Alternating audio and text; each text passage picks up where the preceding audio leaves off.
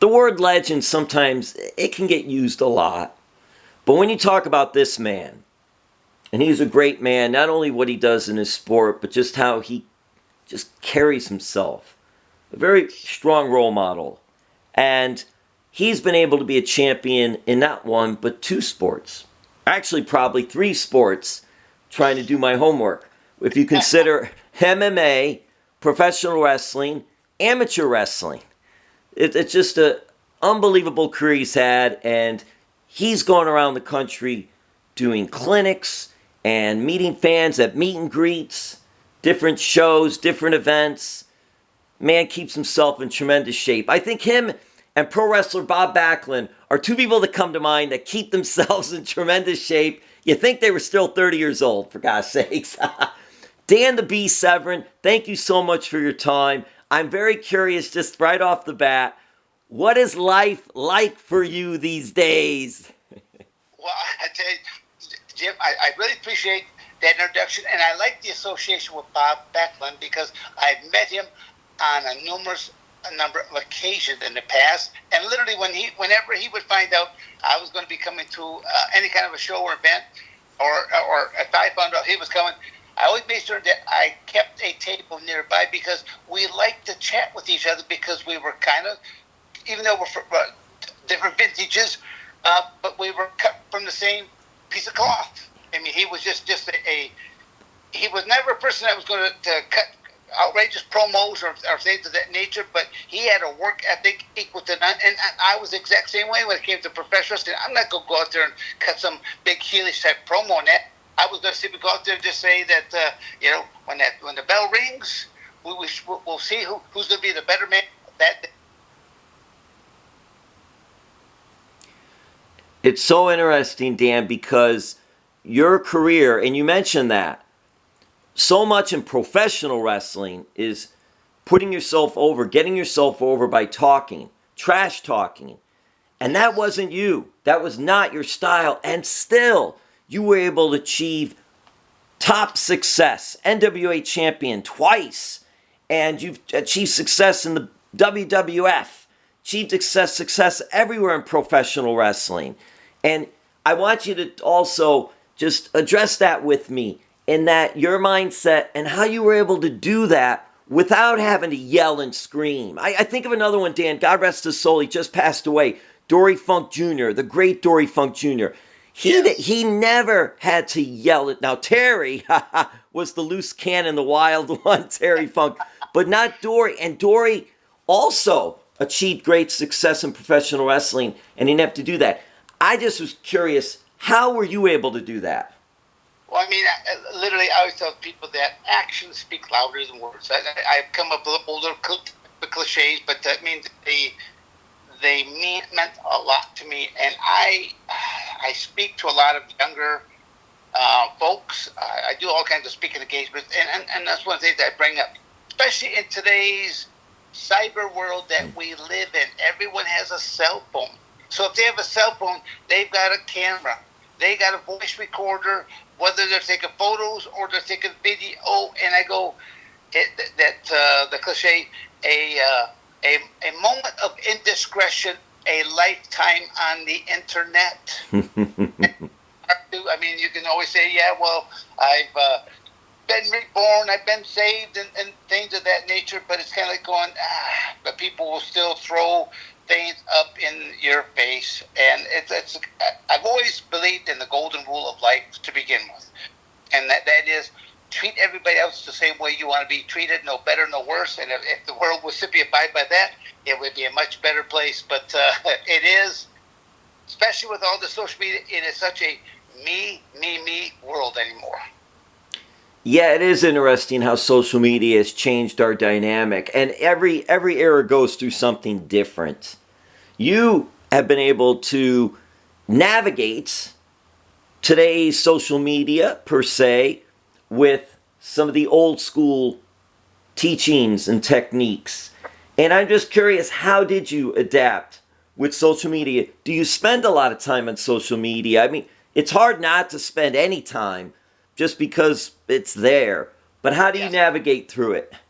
Well, I mean, it's well, just on that point, I'm going to go hit you with a view shotgun type of approach on it. I mean, almost on a daily basis, there will be, I'll say, anywhere from say 3 to 5 or more posts that I will make just to on my Facebook, and a lot of it is, and it really one of the most basic ones I would do is called Rise and Shine, which most people think, oh, okay, so what? You got up early? No. I go, you got to look at the words again. Rise and shine.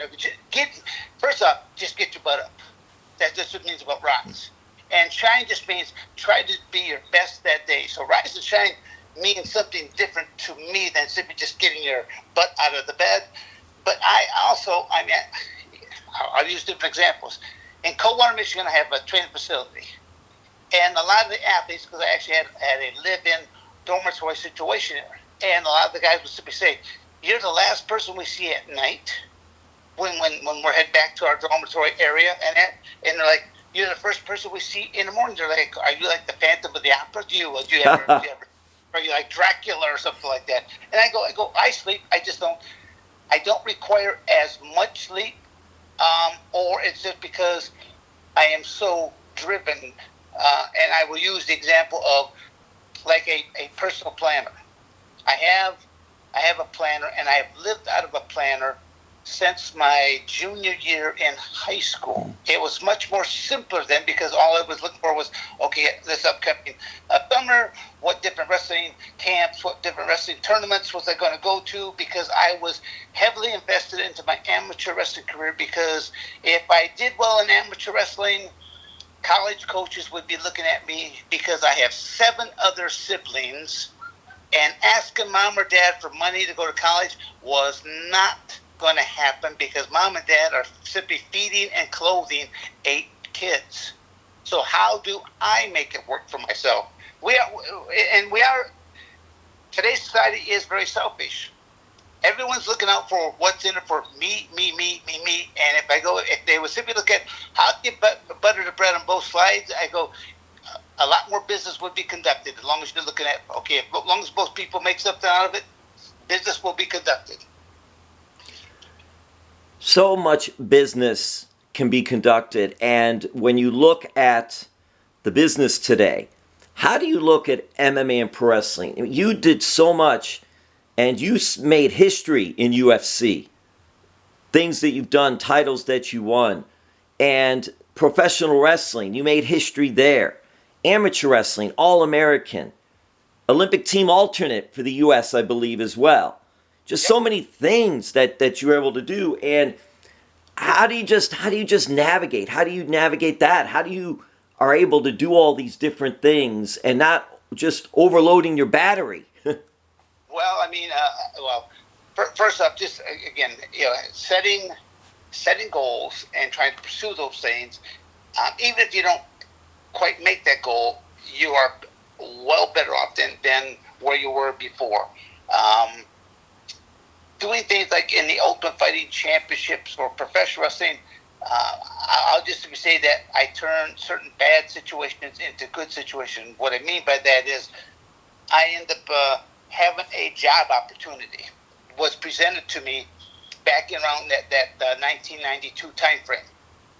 And I had home. I was working at Michigan State University as assistant wrestling coach, and I was making a whopping, I think, $20,000 a year. So I wasn't going to be retiring anytime soon. Let's put it that way. And I'm married. I've got a couple of children, and I got a home in Owasso, Michigan. So I'm making this big commute on a daily basis. And then I had another job opportunity to actually use my degree in that into the manufacturing field. It's going to be now a longer drive, an hour and a half one way. And again, in Michigan, it gets a little bit dicey on these roads during the wintertime. But I did it, and I mean, even the fellow workers, they didn't understand me because first off, they saw me there, but I was also working in quality control. And during my lunchtime, when everyone else was sitting around BSing, I had to deal with the owner that there was a local college, and I would go to the local college and get in basically about a 45-minute workout because it was close enough I could drive there, and I'd be shoving my lunch in my face as I was driving back. So I got my daily workout, Monday through Friday, and by whatever weekend, I would take it off. But again, I kind of digress from my story. I went. The only reason I have a home in that down in Coldwater, Michigan, was on a man's word and a handshake. When a man's word and a handshake meant everything.